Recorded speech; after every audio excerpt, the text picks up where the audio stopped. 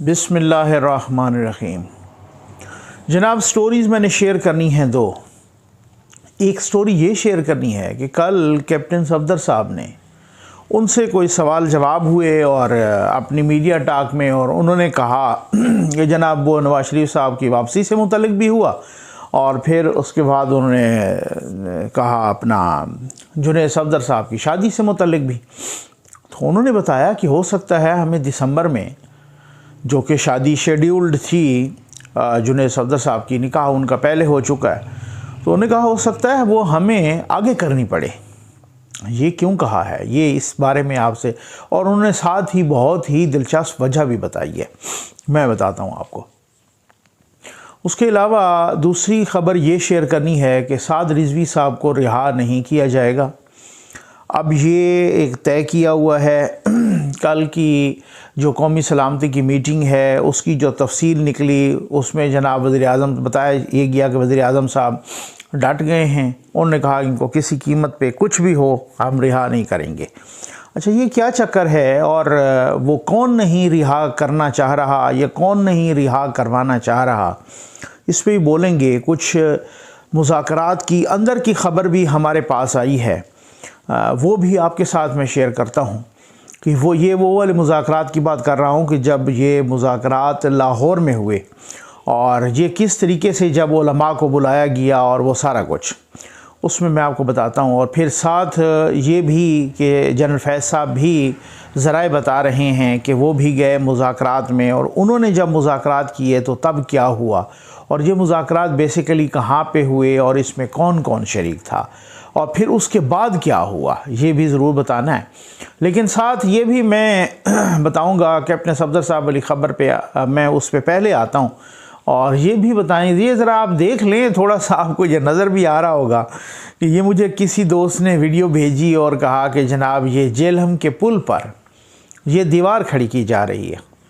मैंने कहा यार क्या बात है, इन्होंने तो 50 लाख, अगर ऐसा ही है, और जेल वो खैर नज़र आ रही है वैसे वीडियो में, तो वो अगर ऐसा ही है तो मतलब वो, अगर इन्होंने तो कहा था कि हम तो 50 लाख घर बनाएंगे, अब इन्होंने तो दीवारें खड़ी करना शुरू कर दी हैं, और वो भी सड़कों पर, और खंदकें खोदनी शुरू कर दी हैं। वो भी मैंने शेयर की थी इधर वीडियो, तो ये आपको नज़र आ रही होगी कि ये हमारे हालात हैं जनाब। और अब इसके बारे में आप क्या कह सकते हैं कि मतलब आप खंदकें खोदें, आप दीवारें बनाएं, इससे जनरल पब्लिक को कितना नुकसान होगा, इससे कौमी ख़जाने को कितना नुकसान होगा, ये सारी चीज़ें मैं डिस्कस करता हूँ। लेकिन उससे पहले जो है ना, आ जाएं ज़रा कैप्टन सफदर साहब वाली बात पर।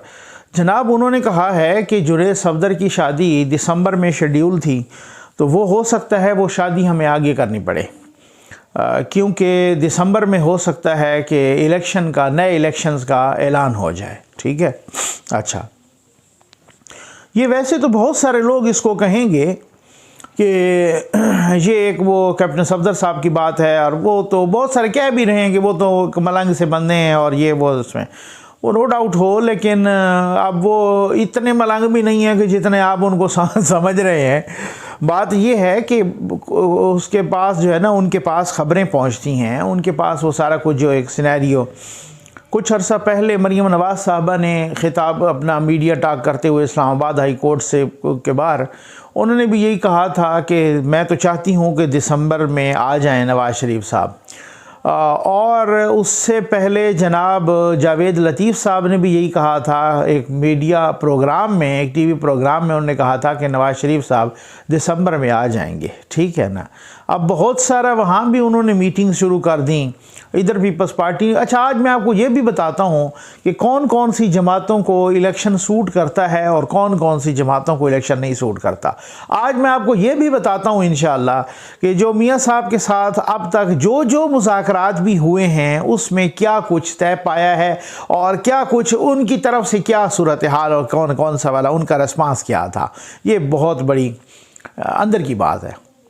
अच्छा जनाब, अब बात ये है कि अब इस तरीके से उन्होंने कहा कि हो सकता है कि तब तक इलेक्शन का ऐलान हो जाए और हमें जुनैद सफदर साहब की जो शादी है वो आगे करना पड़े। उनका निकाह ऑलरेडी लंदन में हो चुका है, नवाज़ शरीफ साहब वहाँ मौजूद थे, बाकी भी इसाक डार साहब, बाकी सारे तो मरीम नवाज़ साहबा नहीं जा सकी क्योंकि उनका नाम जो है ना वो ECL लिस्ट पे शामिल था उसमें।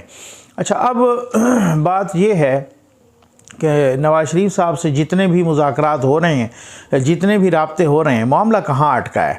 भाई मामला ये अटका है कि वो कहते हैं कि मुझे हर सूरत में नए इलेक्शंस चाहिए। अच्छा, उनको ये कहा जा रहा है, मैं आपको वैसे एक अंदर की बात बताऊं, मुझसे भी कुछ लोगों ने राब्ता किया, शुरली छोड़ने की अल्हम्दुलिल्लाह कोई आदत नहीं है और ना गलत बात करने की आदत है, क्योंकि आप जब मालशिया पालशियाँ हो ना तो आप जो बात ठोकते जाएं आपकी वो उसी तरीके से उनसे आपसे ना कोई पूछगछ है न किसी तरीके से। लेकिन आप जब लहरों के अगेंस्ट जा रही हों तो आपको एहतियात से बात करना होती है। तो कहा कि जनाब आप भी जो है ना मियाँ साहब तक ये बात पहुँचाएँ कि उनको जो इन हाउस चेंज वाली बात है वो मान लेनी चाहिए। ठीक, अच्छा, मैंने ना पहुँचाई है और ना मुझे पहुँचाने की ज़रूरत है, और मैंने उसी वक्त भी कहा कि ना मैं कोई पैगाम रसान हूँ और ना मैं किसी का तर्जमान हूँ, लेकिन वो बताना ज़रूरी है, मैं अपनी वीडियो में बता रहा हूँ भाई, ठीक हो गया ना। तो बात ये है कि इन हाउस चेंज पर वो भी उनको चाहिए कि वो मान लें, और यार आप भी जो है ना तो राब्ते शाब्ते रहते हैं तो आप भी इस तरीके से। तो मैंने कहा भाई ये जो पॉलिटिकल हमारा एक मामला है सहाफ़ियाना तजिए का, ठीक हो गया ना, हमारा कोई सियासत से ना ताल्लुक़ है और ना किसी के हम तर्जमान हैं और ना जो है ना पैगाम रसान हैं। तो जो पैगाम रसान है वो पहुँचाएँ और वो इस तरीके से वो करें, और वो अगर नहीं मान रहे और वो कह रहे हैं कि नए इलेक्शन, और वहाँ से हमें ये पता चलता है कि वो कह रहे हैं कि जनाब के बात ये है कि मियाँ साहब ये कहते हैं कि देखो, अच्छा मज़े की बात बताऊँ, मियाँ साहब की अपनी जमात के लोग भी उनको ये कह रहे हैं, अपनी जमात की, जी बिल्कुल अपनी जमात के लोग भी ये कह रहे हैं कि मियाँ साहब आप जो है ना वो करने दें, मान जाएं, आप जो है ना पंजाब की वो इस तरह से इन हाउस चेंज आ जाए और इसमें, और वो आगे से उसका ये बयान करते हैं, वो कहते हैं कि भाई बात ये है कि अगर हमारे पास पंजाब की हुकूमत आ जाएगी तो हम अपने काम करवा लेंगे इलाकों में और अपने हलकों में, और इस तरीके से मजबूत हो जाएंगे अगले इलेक्शन तक भी, और ये वो, और फिर उसके बाद पंजाब के बाद ज़ाहिर है उधर भी आनी है, सेंटर में भी आनी है। अच्छा, मैं आपको ये भी बताता हूँ कि ये तब्दीली आनी है या तब्दीली से पहले, यानी इन हाउस चेंज आनी है या इन हाउस चेंज से पहले कुछ और भी होने वाला। आज मेरे पास बड़ी ख़बरें हैं भाई इंशाअल्लाह। तो अब उसमें जो है ना उस हवाले से अब मियाँ साहब का क्या आर्गूमेंट है, या मियाँ साहब के जो कैंप के लोग हैं उनका क्या आर्गूमेंट है, वो ये कहते हैं कि भाई देखो बात सुनो, ये अभी आप इन हाउस चेंज लाएंगे, ठीक है ना, हमारी को 2/3 मेजॉरिटी तो है नहीं कि हम अपनी मर्ज़ी के मुताबिक फ़ैसले करेंगे। अब मसला ये है कि अगर इन हाउस चेंज आ जाती है तो ये PTI को लोग भूल जाएंगे 3-4 महीने बाद, और वो गरीब लोग जो महंगाई की चक्की में पिसे हुए हैं, जो बेरोज़गारी की, महंगाई की इस तरीके से अफरा तफरी की चक्की में पिसे हुए, वो सारी उम्मीदें आपसे लगा बैठेंगे, और 4 से 6 महीने अगर वो उम्मीदें आप उनकी वो न कर सके पूरी तो वो सारे का सारा दोष आप पर दे देंगे, सारा इल्ज़ाम आप पे दे देंगे। और यही तहरीक इंसाफ होगी जो ये कहेगी कि देखो अब देख हम पे ये कहते थे, हमारे पर तनकीद करते थे, इनसे खुद नहीं कंट्रोल हो रहा, अब ये करें ना महंगाई को कंट्रोल, अब ये करें ना उसने। तो मियाँ साहब की बात है कि जब फैसले हमारे हों, जब 2/3 मेजॉरिटी हमारे पास हो, जब ये सारा कुछ हमारे पास हो, तो फिर उसके बाद हम अपना मुआशी फ़ैसले भी करें, हम अपने कानूनी फ़ैसले भी करें, और फिर पूरी ज़िम्मेदारी लें, हम किसी के हाथों ब्लैकमेल भी ना हो, हम एक कमज़ोर कोलिशन ना हो, ताकि जिसकी मर्ज़ी जिस तरीके से वो बैसाखियाँ खींच ले। तो ये आप ऐसा ना करें। अब आप पे मैं छोड़ता हूँ कि किसका आर्गूमेंट ज़्यादा मजबूत है, क्योंकि मुझे बातें बहुत सारी अंदर की ख़बरें देनी हैं जनाब। जो मियाँ साहब से मुज़ाकरात भी हुए, या जो कहा जा रहा है कि जिस अहम शख्सियत के मुज़ाकरात हुए, और जब नजम सेठी साहब गए तो उनका भी जो है ना अच्छे खासे वहाँ पे मुज़ाकरात बड़े काम के हुए। तो बात ये है कि वही कह रहे हैं कि या तो वो इलेक्शन हो ठीक है ना फौरी तौर पे, या खुर्शीद शाह साहब वाला फार्मूला कि जी ठीक है अगर आपको ये हर सूरत में इन हाउस चेंज चाहिए, और अगर पंजाब में भी आप करना चाहते हैं और आप जो है ना यहाँ सेंटर में भी। तो फिर उसके बाद ये हो कि एक ऐसा वज़ीर आज़म आए कि जो फौरी तौर पे असम्बलियाँ तोड़ दे, चाहे वो हफ्ते में तोड़े या चाहे वो महीने में तोड़े या जिस तरीके से भी तोड़े। लेकिन अभी तक इस बात पर मियाँ साहब को सीधी सी बात है एतबार नहीं आ रहा। ठीक हो गया ना। उनका ख्याल है कि ये मुझे कह के तो ये कोई ऐसा बंदा यहाँ पे आएगा जो पक्का ही हो जाएगा। ठीक हो गया ना। फिर वो 2 साल या 1.5 साल जो है ना अगले वो पक्का रहेगा, वो असम्बली नहीं तोड़ेगा। अब वो बात यह है कि अगर उनको इस तरीके से मना लेते हैं कि कोई आपका अपना ही बंदा हो कि जो आपकी कहने पे चले और आप महीने या 2 महीने बाद जहाँ हम बैठ के एक मुआहदा कर लें और ताकि वो फिर जो है ना तब तक हम असम्बली तोड़ दें। ठीक है ना। और फिर नए इलेक्शंस हों। ठीक अच्छा। लेकिन अब मैं आपको अंदर की खबर ये भी बताऊं कि कंट्रोल टावर को इस वक्त नए इलेक्शन सूट नहीं कर रहे। और अब सारी बातें मैं एक ही वीडियो में नहीं बताऊंगा, ये अगली में भी बताऊंगा कि वो इलेक्शन सूट इनको क्यों नहीं कर रहे। ठीक हो गया ना। बहरहाल उस हवाले से ये बड़ी बात है। इस वक्त इलेक्शन किस किस को सूट कर रहे हैं भाई? इस वक्त इलेक्शन नून को तो सूट कर रहे हैं, वो तो बार बार चीख के कह रहे हैं कि हमें इलेक्शन चाहिए। इस वक्त इलेक्शन मौलाना साहब की जमात को तो सूट कर रहे हैं, वो भी चीख के मांग रहे हैं कि जी इलेक्शन हो, हर सूरत में नया इलेक्शन करा दें। इस वक्त इलेक्शन MQM को भी, जी हाँ, ये आप हैरान होंगे कि वो इत्तेहादी हैं और फिर जी हाँ वो हुकूमत में हैं, वो इत्तेहादी हैं, लेकिन MQM के लिए ये गोल्डन चांस है। वो अब भी समझ रही है और अब भी दिल की गहराइयों से ये समझती है कि हमारा मैंडेट चुरा के PTI के झोली में डाल दिया गया है। और अब भी MQM यही समझती है कि हमारा मैंडेट PTI की झोली में अपना डाल दिया गया है। और PTI खैर से इतनी बदनाम हो गई है और परफॉर्मेंस उनकी इतनी ख़राब है कि अब इलेक्शन होता है तो हमारी बल्ले होगी। वो अपनी कराची की 4 सीटों को कैसे 14 में बदलना है या इससे भी ज़्यादा में बदलना है, MQM बड़ी तड़प रही है कि भाई जनाब ये किस तरीके से हो ताकि हम जल्दी कराची का अपना मैंडेट हमारा वापस आए। तो ये उनको चाहिए, उस वक्त उनको इलेक्शन सूट करता है, क्योंकि उसकी वजह ये कि ना को उनके पास इतने को बड़े पैकेजेस हैं, ना कोई इतनी बड़ी को मिनिस्ट्रीज़ हैं। जो वज़ीर कानून की मिनिस्ट्री है वो तो उसको वो अपना समझते ही नहीं है उस मिनिस्ट्री को। वो खालिद मकबूल साहब भी कह चुके हैं कि वो तो हमारी डिमांड ही कोई नहीं थी। तो वो उनके पास बड़ी बराए नाम और एक सूरत हाल है उनका। वो किसी वजह से अपने साथ, जैसे उन्होंने कहा ना कि भाई और इत्तेहादियों ने भी, उन्होंने भी कि हमारा इत्तेहाद तो रियासत के साथ है, हमारा इत्तेहाद हुकूमत के साथ थोड़ी है। तो जब वो रियासत कहेगी तो हम अलग हो जाएंगे। ये कामिल लियाकत साहब ने कहा है ना गालिबन। अच्छा, तो अब उसके बाद जो है ना बहुत सारी अब कुछ जमातें ऐसी हैं कि या कुछ इंडिविजुअल्स PTI को इलेक्शन नहीं सूट करते इस वक्त, क्योंकि उनको पता है कि वैसे ही वो माइंड बना के बैठेंगे हमारी पहली और आखिरी बारी। अब सर से वो साया और वो जो है ना हाथ और उंगली शुंगली वो भी सारी हट गई है। तो अब वो मसला ये है कि उनको तो ये लग रहा है कि जनाब हमारे उनको ये सूट नहीं करते। अब उनकी कोशिश होगी कि जितना इसको प्रोलॉन्ग कर सकें।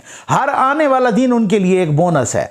इस वक्त शेख रशीद साहब को थोड़ी इलेक्शन सूट करेंगे, जो उनको जिनको पता है कि अब मेरी सियासत दफन हो गई है। उन्होंने वैसे ही खैर से ना मौका ढूंढ के वो ऐलान कर दिया ना कि जी मैं तो अपना वो सियासत से ना रिटायरमेंट का ऐलान करूँगा। उन्होंने तो कह दिया। ठीक, इस वक्त शहबाज गिल को थोड़ी इलेक्शन सूट करते, उनको पता है मेरा आखिरी और पहला और आखिरी चांस है, मैंने फिर वो अपना खैर से ब्रीफ केस उठाना है और खैर से पैराशूटर आया और वहाँ भाग जाऊँगा।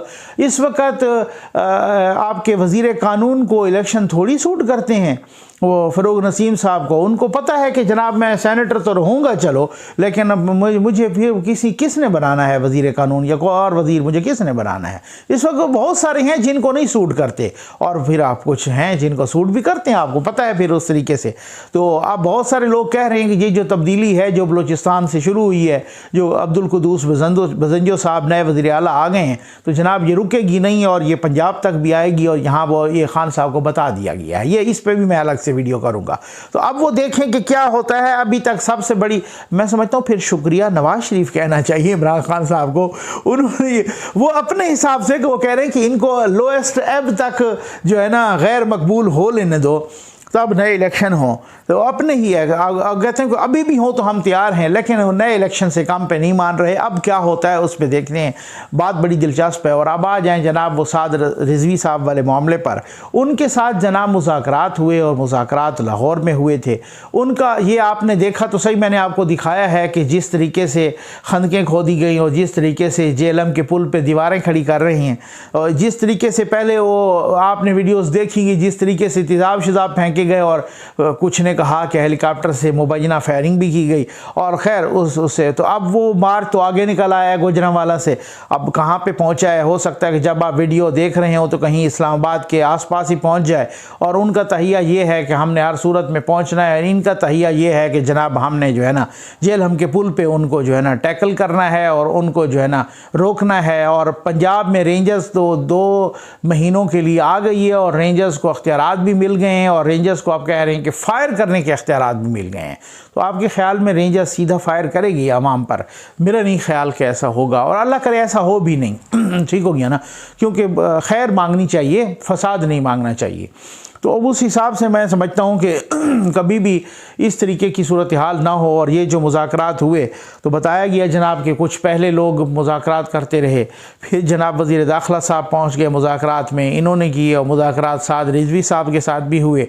फिर जनाब बताया गया कि वज़ीर दाखिला साहब के जब मुज़ाकरात फ़ेल हुए तो ज़राए ने बताया कि जनरल फैज़ हमीद साहब पहुँच गए और जनाब वो बताया गया, ज़राए बता रहे थे, ठीक हो गया ना, वैसे ज़राए बड़े अथेंटिक ज़राए थे, मैं आपको ये बता दूं। तो कह रहे थे कि जनाब वो फैज़ साहब ने जनरल फैज़ हमीद साहब ने मुज़ाकरात किए उनसे और वो मुज़ाकरात हुए भी कोई खुफिया एजेंसी के किसी अहम दफ्तर में हुए। अच्छा, फिर उस लाहौर में तो फिर कहा कि जनाब इनके जब मुज़ाकरात हुए तो उन मुज़ाकरात में कुछ और उलमा को भी बुलाया हुआ था, गालिबन कोई उनमें साहबज़ादा हामिद साहब थे या बाकी भी थे बहुत सारे, मतलब वो अब मैं नाम क्या लूँ, ठीक हो गया ना, तो शायद यही थे और बाकी बहुत सारे थे। मेरे पास वैसे नाम की फ़हरिस्त है, ठीक हो गया ना, ऐसे वो सही नहीं लगता। तो वो भी उनको और दूसरे कमरे में जो है ना साद रिजवी साहब को भी बिठाया गया और इनसे जब मुज़ाकरात शुरू हुए उलमा से तो फिर उसके बाद कहा कि जनाब बात ये है। तो उन्होंने कहा कि हमने आपकी पहले भी मदद की थी और इस तरीके से पॉजिटिव रोल अदा किया था और हम अब मज़ीद हम में गुंजाइश नहीं है, हम हाथ खड़े कर रहे हैं। उसकी वजह यह है कि आप एक नहीं मानते, आपके प्राइम मिनिस्टर भी कुछ नहीं मानते, तो हम तो अब फेस भी नहीं कर सकते। तो फिर जनाब उसके बाद जो है ना उनको ये कहने वालों ने बताने वालों ने बताया कि जनाब फिर उसके बाद उन्हें कहा गया कि चलें आप जो है ना, फिर उसके बाद उनको बताया कि साद रिजवी साहब 7 वाले कमरे में हैं तो आप उनसे जाके मिल तो लें। तो सब ने इनकार कर दिया कि जनाब हम मिलेंगे भी नहीं, क्योंकि हम उनसे आंखें नहीं मिला सकते, हम उनको फेस नहीं कर सकते, क्योंकि आप एक बात भी मानने को तैयार नहीं है। चलो अब तो वो बात यह है ना, अब तो औरिया मकबूल जान साहब ने 2-3 इंकशाफात किए हैं। उन्होंने कहा कि मुझसे प्राइम मिनिस्टर साहब ने कहा था कि हमारी मदद करें और इनसे मुज़ाकरात करें, तो मैंने जाके उनकी शूरा से मिला और वो तो फ्रांस के सफ़ीर वाला मामला अब नहीं रख रहे, वो तो अब ये कर रहे हैं कि हम पे पाबंदी हटाएं कलदम वाली, हमारे तमाम जो लोग गिरफ़्तार हैं उनको रिहा किया जाए, उनके 4th शेड्यूल से नाम हटाया जाए, साद रिजवी साहब को रिहा किया जाए वगैरह, कुछ और भी इस तरह की कुछ शराइत मैंने भी सुनी है। पता नहीं आप वो शराइत जो है ना मुआहदे में आती हैं या नहीं आती है, वो डटते हैं या जिस तरीके से क्या कि वो कोई 2 वज़ीरों के इस्तीफ़े भी मांग रहे हैं। मुझे उनके अंदर के किसी ज़रिए ने बताया कि अब वो अल्लाह बेहतर जानता है कि वो कह रहे हैं कि वो 2 वज़रा के इस्तीफ़े भी मांग रहे हैं। ऐसे ही कहा तो मैंने कहा कि जो है ना फिर वो कौन है, तो कहते हैं कि आप गैस करें। मैंने कहा यार मैं गैस शैस नहीं, मैं कोई नजूमी शजूमी कोई नहीं हूँ, तो आप मुझे बताएं कि वो कौन है। तो उन्होंने मुझे बताया कि वो इस तरह की सोच मौजूद है कि एक शेख रशीद साहब हैं और एक फवाद चौधरी साहब हैं, तो इनके वो इस्तीफ़े भी किसी वक्त भी डिमांड कर सकते हैं। तो मैंने अब अल्लाह बेहतर जानता है कि जब वो जो है ना डिमांड करते हैं या नहीं करते हैं, तो मैं आपको बता रहा हूँ कि ज़राए ने ये बताया है। खैर, तो वो जनाब वो कह रहे थे कि आप उनके पास जाएँ और आप जो है ना उनको मनाएँ, और उन्होंने कहा हम नहीं जाएंगे, आप उनको रिहा नहीं करते। हम जब भी जाते हैं तो उल्टा आगे से वो लोग बोलते हैं कि ये जो है ना आप हमारे लिए तो आ जाते हैं हमारे साथ मुज़ाकरात करने के लिए, और उधर से क्या लाएंगे। उधर से एक जब उन्होंने उलमा ने बताया कि जब अदालतों ने उनको रिहा कर दिया है, लाहौर हाई कोर्ट ने उनको रिहा कर दिया है और आपने फिर भी गिरफ्तार किया हुआ है और आप उनको वो नहीं करना चाहते। एक दफ़ा तो डिप्टी कमिश्नर ने उनका रिलीज़ आर्डर भी जारी किया था, तब भी उनको नहीं, और कल तो वज़ीर आज़म साहब ने कह दिया कि बिल्कुल कोई किसी कीमत पे उनको रिहा नहीं करने दिया जाएगा। तो फिर कहते हैं कि जनाब उस वक्त लाहौर में जो है ना फैज़ हमीद साहब ने, जनरल फैज़ हमीद साहब, ये मैं ज़िम्मेदारी से बता रहा हूँ, मुझे बहुत ही क्लोज़ सर्कल ने बताया। तो उन्होंने कहा कि जनरल फैज़ हमीद साहब ने फिर रब्ता किया इमरान ख़ान साहब से, और इमरान ख़ान साहब उस वक़्त सऊदीया में थे। तो पूरी रात ये कोशिशें होती रहीं, लेकिन ख़ान साहब तब भी नहीं माने। और उन्होंने कहा, मेरा ख्याल है मैंने उनको कहा कि फिर इसका मतलब ये हुआ कि या तो उनको ये कन्फर्म था ना कि जाते ही ये नोटिफिकेशन तो हो जाना है, तो अब वो जनाब वो वहाँ चले जाएंगे तो मेरे लिए कितने अहम है, तो मैं क्यों मानूं और क्या सूरत हाल है। और लेकिन मैंने कहा यार, मैंने सवाल किया कि क्यों नहीं ये उनको रिहा कर रहे, इनको खदशा क्या है, क्या मसला है। मुझे बहुत ही अहम कुछ ज़राए इन्होंने कहा, सर आपको नहीं मालूम, आपको मैं ये बताऊं कि कुछ लोग जब होते हैं ना ऐसे ओहदों पर, तो उनके इर्द गिर्द बड़ा ऐसा सर्कल लग जाता है कि ना वो बाहर की बात सुन सकते हैं, ना वो बाहर की बात महसूस कर सकते हैं, और ना ग्राउंड रियलिटीज़ का पूरा एहसास कर सकते हैं। उनके इर्द गिर्द ऐसे लोग जमा हो जाते हैं, मफाद परस्त। ये ख़ान साहब को कुछ लोग मफाद परस्त ही गलत मशवरे दे रहे हैं, और इन गलत मशवरों की वजह से आप देख लीजिएगा खुदा न खास्ता कोई नुकसान ना हो जाए, और उनको डट जाने की और बार बार ये बातें की जा रही हैं। अब जो बातें ये है कि जनाब रेंजर को गोली मारने का अख्तियार, वैसे मैं आपको बताऊं, माप को कंट्रोल करने के लिए अगर किसी की भी ड्यूटी लगाई जाए तो वो गोली शोली का अख्तियार जो होता है वो मौके पर ही मौजूद ऑफिसर्स देते हैं, या मजिस्ट्रेट देता है, या जो भी वो एक पाकिस्तान के आइन कानून में जो है ना वाज़ेह है। लेकिन अब पहले इस तरह से करना और ये इसकी प्रोजेक्शन करना और अनाउंसमेंट करना और फिर ये बैनर लगाना, ये कोई बैनर भी मैंने लगा हुआ देखा है, ये पता नहीं अल्लाह बेहतर जानता है सच्चा है झूठा है क्या है। तो अगर ये कहीं लगा हुआ तो है, किसी ने ये फ़ोटो भेजी है तो कहीं ना कहीं तो है, ये आपके सामने आ रहा होगा कि जनाब आप ये देख लें कि जी पाकिस्तान का ये किस तरीके से एक वार्निंग जारी की गई है कि ये वाली सूरत हाल है। अच्छा, अब उसके बाद ना मैं समझता हूँ कि अगर ये किया गया कि जनाब रेंजर, तो मैं नहीं समझता कि रेंजर इस तरीके से गोलियां चलाएगी, रेंजर हो या पाक, क्योंकि इससे ना इदारे के वकार का मसला होता है। अवाम है ना, ये कोई तालिबान थोड़ी हैं, ये कोई अलकायदा थोड़ी हैं। और ख़ुद ये उन उलमा ने भी कहा है, जनरल फैज़ हमीद साहब से भी और बाकी लोगों से भी, और ख़ुद कुछ और लोगों ने वज़ीर आज़म साहब से भी, कि जनाब आपके कुछ जो वज़रा हैं, ख़ास तौर पर जो फवाद चौधरी साहब हैं, और ये भी मुझे पता चला है कि फवाद चौधरी साहब ने मुबैना तौर पर आके जो बाहर प्रेस कॉन्फ्रेंस की है, वो काबीना के से ज़्यादा जो है ना, वो प्रेस कॉन्फ्रेंस कुछ अपनी ख्वाहिशात पे भी कर दी है, और उन्होंने बहुत कुछ बोल दिया है वो जो कि जिसने काम को मज़ीद ख़राब कर दिया है। तो अब वो देखें कि वो आते हैं कैसे, और वो जेहलम पुल और वो कैसे क्रॉस करते हैं, और वो अभी तक वो बढ़ रहे हैं, और उनको कौन रोकता है, क्या पुलिस वाले आगे किए जाते हैं, और पुलिस वालों को भी पंजाब रेंजर के अंडर कर दिया गया है, और वो सारा कुछ जो है ना मतलब इस तरीके से। तो ये कौन सी सूरत हाल है और कौन उनको पुट्ठे मशवरे दे रहे हैं। तो जनरल फैज़ हमीद साहब ने, वो बताने वालों ने बताया कि फिर उनकी बात नहीं मानी, और वो कह रहे थे कि यार इनको रिहा करें, तो उन्होंने कहा नहीं करेंगे इनको भी रिहा। तो वो आ गए जनाब छोड़ छाड़ के वहाँ पे, मुज़ाकरात भी और नाराज़ हो के वापस आ गए। तो अब उसके बाद जो कल भी वो हुआ, तो कल भी इसी तरह से कौमी सलामती की मीटिंग में वज़ीर आज़म साहब डट गए, और कुछ कह रहे हैं लोग कि जी वज़ीर आज़म साहब को कुछ लोग ना पुट्ठे मशवरे दे रहे हैं। अब वो पता नहीं कौन लोग हैं, पता नहीं मुबैना तौर पे वो किन के एजेंट हैं, मुझे समझ नहीं आती, जो अमन नहीं होने देते, या जो इस तरीके से एक मैं बस इसी पे वीडियो ख़त्म करूँगा।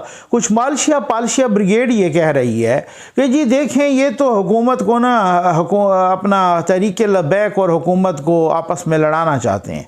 फिर उससे कहा कि जनाब ये हुकूमत और फ़ौज को आपस में लड़ाना चाहते हैं, ये कुछ तजियाकार हैं, कुछ यूट्यूबर्स हैं, कुछ सहाफ़ी हैं, कुछ मीडिया है, कुछ लोग हैं, उनकी ख्वाहिश पूरी नहीं होगी। तो मैं कहता हूँ कि हुकूमत को क्यों कोई लड़ाना चाहता है? क्या हुकूमत को दूध पीता बच्चा है कि जिनको कोई और लड़वाएगा फ़ौज से या तहरीक लबैक से? उनमें कोई फ़हम फ़रासत नहीं है, वो कोई नहीं महसूस कर सकते कि इस लड़ाई के असरात क्या होंगे, और इसके दूर तक फिर क्या दूर रस नताइज क्या होंगे, और इसके क्या संगीन नताइज होंगे, उनको कोई एहसास नहीं है। इसका मतलब ये है कि एक तजियाकार या एक यूट्यूबर या एक जो है ना सहाफ़ी या एक एंकर बैठ के उनको लड़वा देगा फ़ौज से भी, और उनको लड़वा देगा उसमें। यार कोई हद होती है, मैं समझता हूँ। तो मतलब आप अंदाज़ा कीजिए कि पालशिया के पास कभी भी ना लॉजिक नहीं रही, उन्होंने वैसे ही छोड़ते रहना है, और उनको पता है कि जो मतलब सुनने वाले हैं जो बहुत सारे, उनके भी यहाँ से मतलब वो काम तो वैसे। उम्मीद है आपको वीडियो पसंद आई होगी। आपका बहुत बहुत शुक्रिया।